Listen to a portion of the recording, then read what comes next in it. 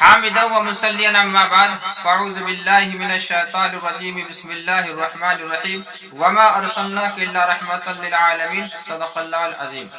حضرات محترم، جیسا کہ آپ حضرات کو بخوبی معلوم ہے کہ اللہ تبارک و تعالی نے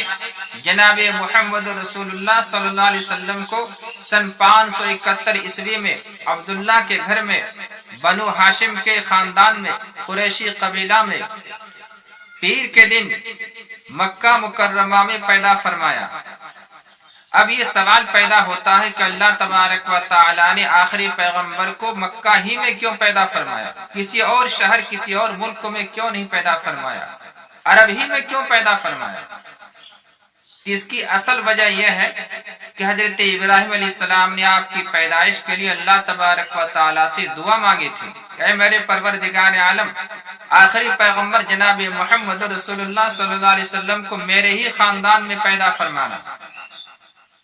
دوسری وجہ یہ ہے کہ آپ کی پیدائش کے وقت عرب میں اور خصوصی طور پر مکہ مکرمہ میں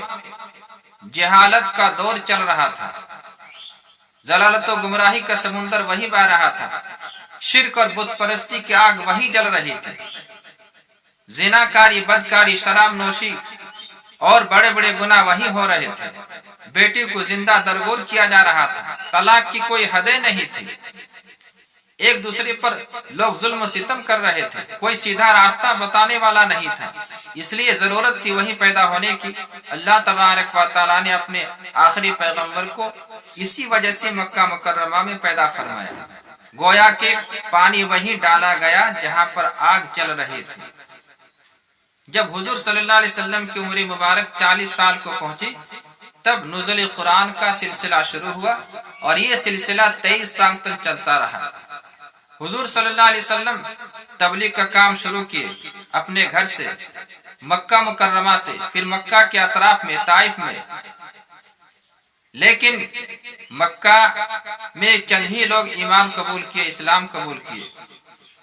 آپ پر اور آپ کے ماننے والوں پر ظلم و ستم کیا جا رہا تھا، مشرکین مکہ آپ کو اور آپ کے ماننے والوں کو تکلیف دے رہے تھے، ستا رہے تھے،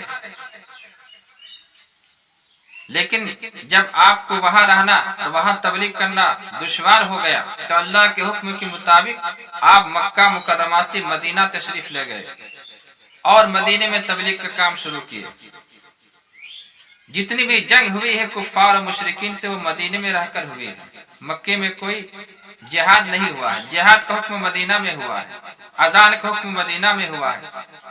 جماعت کے ساتھ نماز پڑھنے کا حکم مدینہ میں ہوا ہے، حج مدینہ میں فرض ہوا ہے۔ بہت سارے ایسے فرائض ہیں جو مدینہ منورہ میں فرض ہوئے ہیں۔ حضور صلی اللہ علیہ وسلم کی پیدائش مکہ مکرمہ میں ہوئی اور آپ کی وفات مدینہ منورہ میں ہوئی۔